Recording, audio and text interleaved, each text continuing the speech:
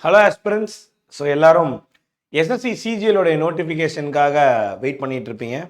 So notification மார்ச்சில் வரும் அப்படின்னு சொல்லியிருந்தாங்க கேலண்டரில். பட் நடக்கக்கூடிய சில அப்டேட்ஸ்லாம் பார்க்கும் பட்சத்தில் உங்களுக்கு நோட்டிஃபிகேஷன் மார்ச்சில் 100% வந்தாலுமே எக்ஸாம் கொஞ்சம் டிலே ஆகிறதுக்கு சான்சஸ் இருக்குது. சரியா? கொஞ்சம் டிலே அப்படின்னா உங்களுக்கு ஜூன் தாண்டி அல்லது ஜூனோட எண்டில் நடக்கிறதுக்கு தான் அதிக சான்சஸ் இருக்குது. ஸோ அந்த வகையில் இப்பயுமே ப்ராப்பராக ப்ரிப்பேர் பண்ண ஆரம்பிச்சிங்க, இப்போலேருந்து ப்ராப்பராக ப்ரிப்பேர் பண்ண ஆரம்பிச்சிங்க அப்படின்னா உங்களால் என்ன பண்ண முடியும், இந்த சிஜிஎல் எக்ஸாமில் டயர் 1 நல்லா பெர்ஃபார்ம் பண்ண முடியும். சரியா? ஸோ இந்த டயர் 1 பற்றி பேசுறதுக்கு முன்னாடி cut off and vacancy analysis ஒன்று போட்டுருவோம். சரியா? 2022 தான் பார்த்தீங்க அப்படின்னா உங்களுக்கு இப்போ இருக்கக்கூடிய சிஜிஎல் பேட்டர்னை உருவாக்குறாங்க. இதுக்கு முன்னாடி 2022க்கு முன்னாடி டிஃப்ரெண்ட்டான பேட்டர்ன் இருந்தது. 4 ஸ்டேஜஸ் ஆஃப் எக்ஸாம் இருந்தது. சரியா? அது மட்டும் இல்லாமல் கொஷின்ஸுமே பயங்கர டிஃப்ரெண்ட்டாக இருந்தது. 2022 தான் கொஷினை கொஞ்சம் சேஞ்ச் பண்ணுறாங்க. கொஞ்சம் இல்லை, நிறையாவே சேஞ்ச் பண்ணுறாங்க. ஃபார் எக்ஸாம்பிளுக்கு பார்த்தீங்க அப்படின்னா ஜிஎஸ்டியில் பார்த்தீங்கன்னா 2022க்கு முன்னாடி உங்களுக்கு இந்த national park wild life sanctuary மாதிரியான கேள்விகள்லாம் வரும். ஆனால் 2022க்கு அப்புறம் இந்த ஆர்ட் அண்ட் கல்ச்சர்ன்ற டாபிக் அதிகமாக கேட்கப்பட்டுருச்சு. ஸோ இந்த மாதிரி நிறைய அப்டேட்ஸ் கொண்டு வந்தாங்க. அந்த 2022 இந்த பேட்டர்ன் சேஞ்ச் ஆனதுக்கப்புறம் 2023, 2024, 2025 அப்படின்னு மொத்தம் 4 எக்ஸாம் நடத்தியிருக்காங்க சிஜிஎல்ல. சரியா? இந்த 2022 பார்த்தீங்க அப்படின்னா 36,000 வேகன்சிக்கு எக்ஸாம் ரிலீஸ் ஆச்சு. இந்த 36,000 வேகன்சிக்கு டயர் 1 கட் ஆஃப் என்ன வந்துச்சுன்றதை மட்டும் நம்ம இந்த இடத்துல பேசுவோம். டயர் 2 பின்னாடி பார்த்துக்கலாம். சரியா? டயர் 2 நார்மலைசேஷனே 2 ஷிஃப்ட்ல, 2 வருஷத்துல கிடையாது. இந்த வருஷமே உங்களுக்கு நார்மலைஸ் ஆக போறது இல்லை. ஸோ அதனால இந்த இடத்துல இந்த நார்மலைஸ்டு கட் ஆஃப் டயர் 1க்கு கம்பேர் பண்ணி நம்ம பேசுவோம். உங்களுக்கு பார்த்தீங்கன்னா 36,000 வேகன்சி இருந்ததுனால 115 அவுட் ஆஃப் 200 அப்படின்றது தான் யூஆரோட கட் ஆஃப், அன்ரிசர்வ்டு கேட்டகரியோட கட் ஆஃபாகவே இருந்தது. ரொம்ப கம்மியான கட் ஆஃபாக இருக்குது. கரெக்டுங்களா? இதுக்கு முன்னாடிலாம் பார்த்தீங்கன்னா 135 ப்ளஸ் வரும். பட் 115 வந்ததுக்கு 2 காரணங்கள். ஒன்று வேகன்சி அதிகம், இன்னொன்று இந்த 2022 பேட்டர்னை சேஞ்ச் பண்ணது மட்டும் இல்லாமல் கொஸ்டின்ஸில் பார்த்தீங்க அப்படின்னா ஒரு 30% ஆஃப் கொஸ்டின்ஸ் பயங்கரமாக சேஞ்ச் பண்ணிட்டாங்க. ஸோ அதனால் புது கொஸ்டின்ஸ் பார்த்த ஸ்டூடெண்ட்ஸ்க்கு பார்த்தீங்க அப்படின்னா அதை ஆன்சர் பண்ணுறது டிஃபிகல்ட்டாக இருந்தது. அதனால் கட் ஆஃபுமே பயங்கர கம்மியாக வந்துச்சு. இதுக்கு முன்னாடி வரைக்கும் 2022க்கு முன்னாடி வரைக்கும் டயர் 1ல மட்டும்தான் பார்த்தீங்க அப்படின்னா உங்களுக்கு ஜிஎஸும் ரீசனிங்கும் இருக்கும். அதுக்கப்புறம் ஜிஎஸ்க்கும் ரீசனிங்க்கும் வேலையே கிடையாது. அதனால ஸ்டூடெண்ட்ஸ் என்ன பண்ணுவாங்கன்னா வெறும் ஜிஎஸ்ஐயும் ரீசனிங்கும் சும்மா பேசிக்காக படிச்சுட்டு போயிடுவாங்க டயர் 1 கிளியர் பண்ணுறதுக்காக மட்டும். பட் 2022 சினாரியோ அது அப்படியே மொத்தமாக மாற்றுச்சு. ஏன்? டயர் 2லயும் உங்களுக்கு என்ன இருந்துச்சு, ஜிஎஸும் ரீசனிங்கும் ஆட் பண்ணுறாங்க. கரெக்டா? அதனால புது கேள்விகளை படிக்கிறேன்னு சொல்லிட்டு எதை படிக்கணும் எதை படிக்கக்கூடாதுன்னு தெரியாமல் ஸ்டூடெண்ட்ஸ் அப்ரோச் பண்ண எக்ஸாமில் கட் ஆஃப் உங்களுக்கு பயங்கர கம்மியாக வந்துச்சு. சரியா? ஒரு பயங்கரமான ஆப்பர்ச்சுனிட்டி இந்த எக்ஸாம் எழுதுனவங்களுக்கு. சரி சார், அடுத்த வருஷம் என்னாச்சு? அடுத்த வருஷம் அரவுண்ட் 8,000 வேகன்சி கிட்ட வந்துச்சு. உங்களுக்கு பார்த்தீங்க அப்படின்னா இதுக்கு கட் ஆஃப் அப்படியே மாறி 150 மார்க் ஆயிடுச்சு. அதுக்கு காரணம் என்னன்னா ரிப்பீட்டேஷன் ஆஃப் கொஸ்டின்ஸ். 2022 கேட்ட ஒரு 70% கேள்விகள் என்ன ஆகுதுன்னு பார்த்தீங்க அப்படின்னா இந்த 2023 எக்ஸாம்லையும் கேட்கப்படுது. எய்தர் பேட்டர்ன் சேமா இருக்கும், இல்லை அப்படின்னா சில ஒகேபுலரி அல்லது ஜிஎஸ் கொஸ்டினே அப்படியே சேமா இருக்கிறதுக்கு சான்சஸ் அதிகமாக இருந்துச்சு. இந்த டைம் பீரியட்லாம் சில வார்த்தைகளே போட்டு நம்ம அந்த ப்ரீவியஸ் இயர்ல சர்ச் பண்ணலாம். ஒரு ஆள் இருப்பார், கெலுச்சரன் மொகபத்ரா அப்படின்னு ஒரு ஆள் இருப்பார், ஒடிசி டான்சர். இவரை பற்றியே பார்த்தீங்க அப்படின்னா இந்த எக்ஸாம்ல ஒரு 20 கேள்வி இருந்துச்சுன்னா அதே மாதிரி இந்த சிஜிஎல்லையும் ஒரு 20 கேள்வி கிட்ட இருந்தது. அதனால இந்த ரிப்பீட்டேஷன் ஆஃப் கொஸ்டின்ஸை தெரிஞ்சோ தெரியாமலோ படிச்சுட்டு போன ஸ்டூடெண்ட்ஸ் எல்லாமே நல்லா எழுதி ஈஸியாக 150க்கு மேலே கிராஸ் பண்ணிட்டாங்க. அண்ட் ஆப்வியஸ்லி வேகன்சியுமே ரொம்ப கம்மி. கரெக்டுங்களா? வேகன்சி கம்மி, கட் ஆஃப் அதிகம். ஆல்வேஸ் இன்டைரக்ட்லி ப்ரொபோஷனல் மாதிரி தான். இதுக்கு காரணம் பார்த்தீங்கன்னா 2 விஷயம். வேகன்சி கம்மின்றது ஒரு விஷயம், and also repetition of questions அப்படின்றது இன்னொரு விஷயம். இப்போ 2024 சினாரியோவுக்கு வருவோம். 2024 இது வேகன்சி அப்படின்றப்ப 17,000 வேகன்சி இருந்தது. கரெக்டா? சரி, 17,000 வேகன்சினா 8,000 இல்லை 36,000 இல்லை, நடுவில் தானே. அப்ப நாங்க என்ன எதிர்பார்த்தோம், ஒரு 130 140 கட் ஆஃப் வரும் அப்படின்ற மாதிரி எதிர்பார்த்தோம். ஆனா வந்தது என்னன்னு பாத்தீங்கன்னா 153. 200க்கு 153ன்றது கட் ஆஃபா வந்துச்சு. இதுக்கு என்ன காரணம்?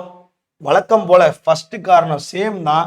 வேகன்சி அதிகமா இருந்தாலுமே உங்களுக்கு ரிப்பீட்டேஷன் ஆஃப் கொஸ்டின்ஸ் இந்த 2023 24ல கேட்ட கேள்விகளே வந்து பாத்தீங்க, சாரி 22 23ல கேட்ட கேள்விகளே பாத்தீங்கன்னா 24லயும் உங்களுக்கு கேட்டுவிட்டான். ஸோ இதனால என்ன ஆகிப்படுது, இந்த 2 வருஷம் நல்லா தரவா ப்ரீவியஸ் இயர் கொஸ்டினை பார்த்துட்டு போன ஸ்டூடெண்ட்ஸு இந்த எக்ஸாமையும் நல்லா பண்ணி கட் ஆஃபை பயங்கரமா ஏற்றி விட்டாங்க. என்னடா இப்படி போயிட்டு இருக்கு, என்னடா இப்படி ஆயிட்டு இருக்கு அப்படின்னு முடிவு பண்ண, பேசிக்கிட்டு இருந்த இந்த டைம்ல தான் 2000 ஓகே இது ஒரு தடவை அப்படியே பார்த்துக்கோங்க. இப்படி போயிட்டு இருந்த இந்த டைம்ல தான் உங்களுக்கு என்ன ஆகுது அப்படின்னு பார்த்தீங்க அப்படின்னா 2025ஓட எக்ஸாம் நடக்குது.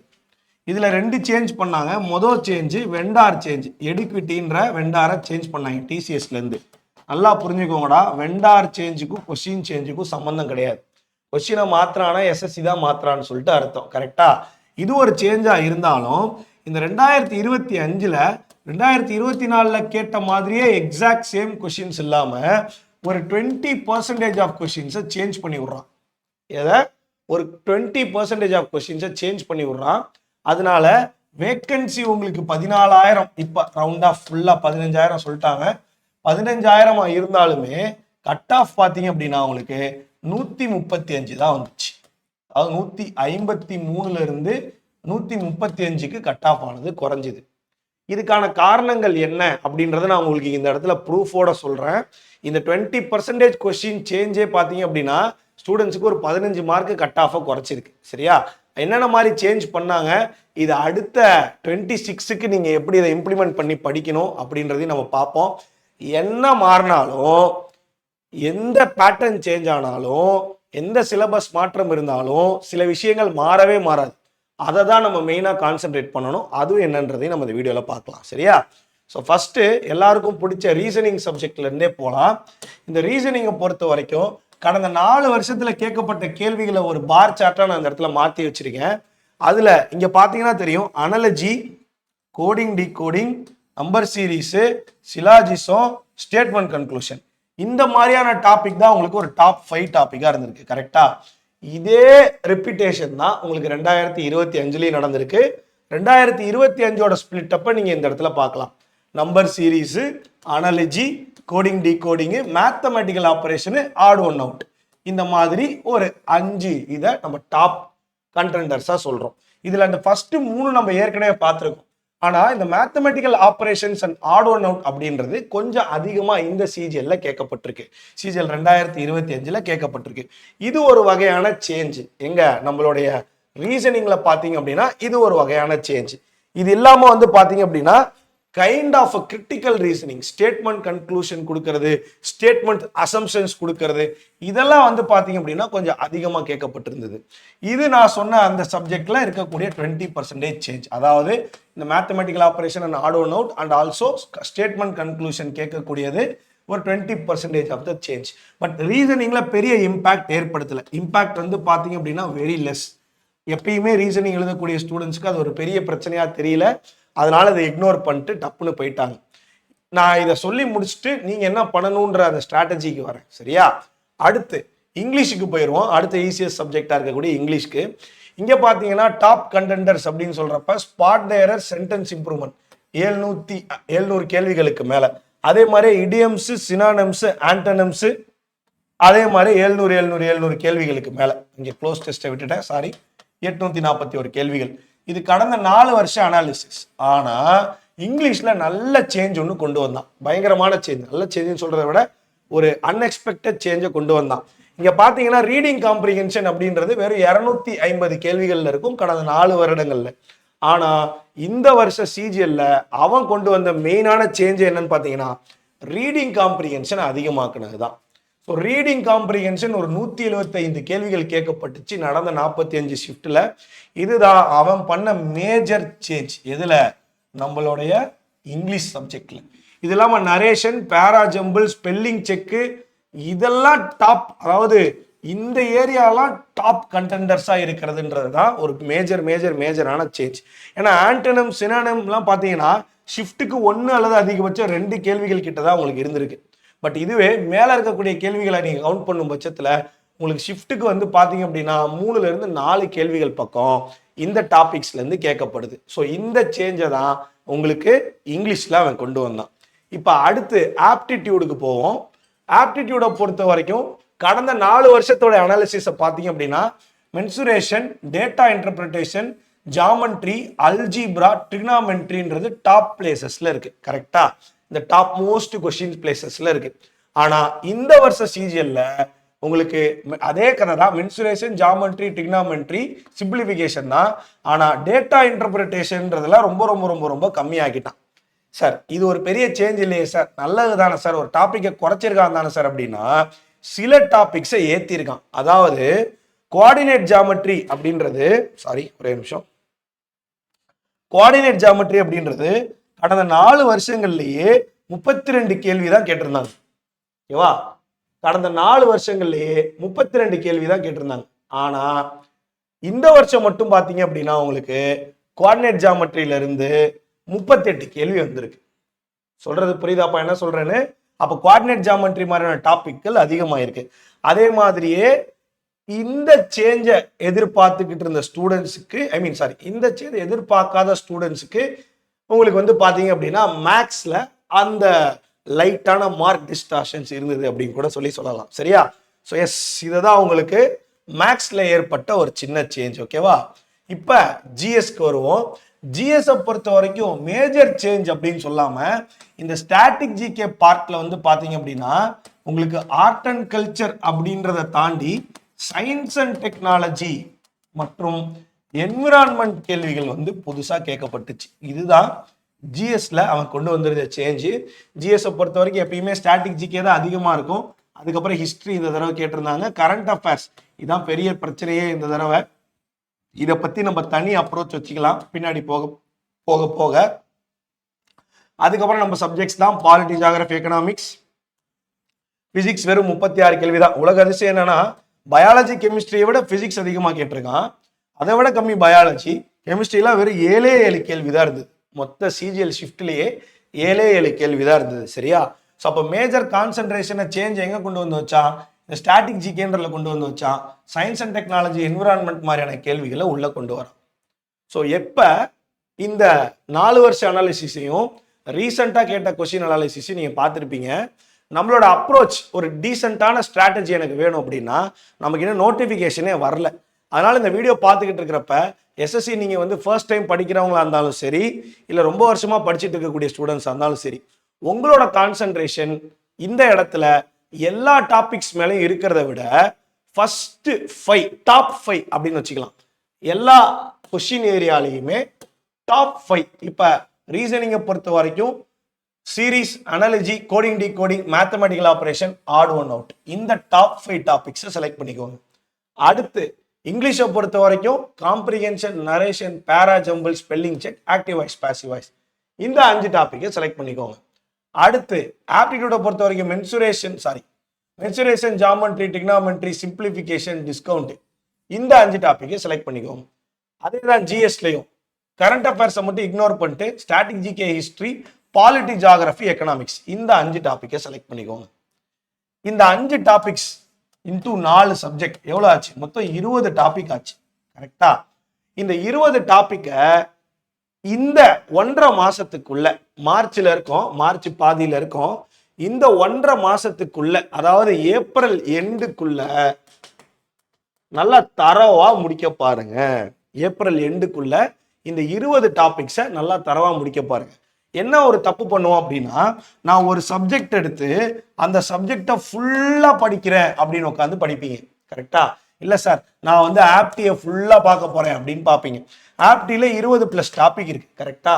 இந்த 20+ டாபிக்கை நீங்க முடிக்கிறதுக்குள்ள மைண்ட் எக்ஸாஸ்ட் ஆகிறது மட்டும் இல்லாம இந்த 20 டாபிக்கை நீங்க எஃபிஷியண்டா முடிச்சிருப்பீங்களான்னா அங்கதான் கேள்வி இருக்கு. அந்த இடத்துல தான் பிரச்சனை இருக்கு. அதுக்காக தான் டாபிக்ஸை மிக்ஸ் பண்ணி படிக்க சொல்றது. இப்ப நீங்க இதுல இருக்கக்கூடிய இந்த 20 டாப் டாபிக்ஸை படிக்கும் பட்சத்துல உங்களுக்கு கொஸ்டின்லயே பாத்தீங்க அப்படின்னா இந்த 20 டாபிக் படிச்சாலே ஒரு 60% கேள்வி எழுதுற மாதிரி உங்களால ரெடி ஆயிட முடியும். எப்ப இந்த 60% கேள்விக்கு நீங்க ரெடி ஆகுறீங்களோ அப்பவே நீங்க எக்ஸாமுக்கு ரெடின்னு அர்த்தம். கரெக்டா?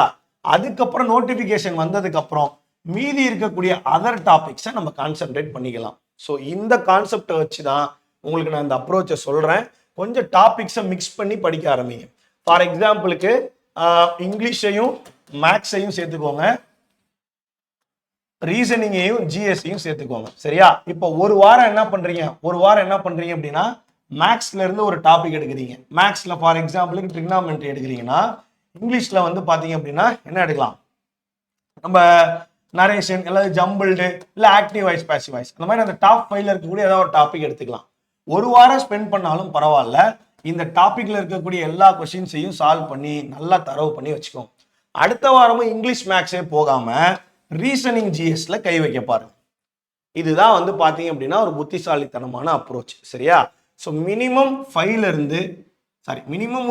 இருந்து மேக்ஸிமம் 7 டேஸ் கூட நீங்க இந்த டாபிக்ஸ்க்கு எடுத்துக்கலாம்.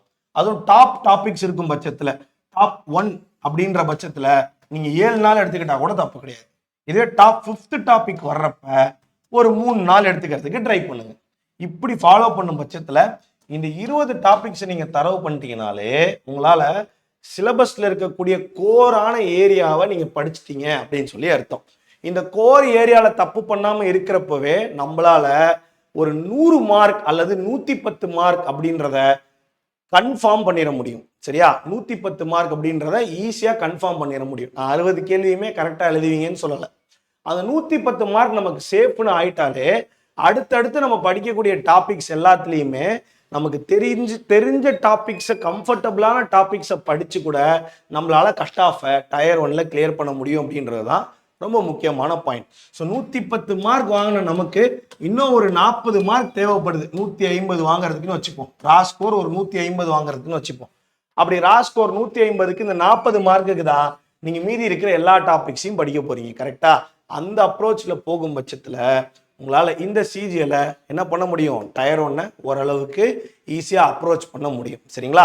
ஸோ எனக்கு தெரிஞ்ச ஒரு டேட்டாவை வச்சு நான் இந்த ஸ்ட்ராட்டஜியை உங்களுக்கு சொல்லியிருக்கேன். ஸோ டிலே ஆகுது, லேட் ஆகுது இப்படின்லாம் நினச்சிக்கிட்டு இருக்காம நீங்கள் இன்னையிலேருந்தே உங்கள் ப்ரிப்பரேஷனை ஸ்டார்ட் பண்ணிடுங்க. நம்ம நேரத்துக்கு டிலே ஆகுதுன்னு நினைப்போம், ஆனால் டக்குன்னு வந்து போயிடும் எக்ஸாமு. ஸோ அப்படி வந்துச்சுன்னா ரொம்ப கஷ்டமாயிரும். அதை ஞாபகம் வச்சுக்கிட்டு என்ன பண்ணுங்க அப்படின்னா எக்ஸாமுக்கு ப்ரிப்பேர் பண்ணுங்கள். ஸோ நம்மளுடைய டீம் சைட்லேருந்து உங்கள் எல்லாருக்குமே ஆல் தி பெஸ்ட். கண்டிப்பாக இந்த வருஷத்துக்குள்ளே ஒரு மத்திய அரசு அதிகாரி ஆகிடுவீங்க அப்படின்னு சொல்லிட்டு நம்ம நம்புவோம். சரியா? So thank you guys. So see you all. Tata, bye by.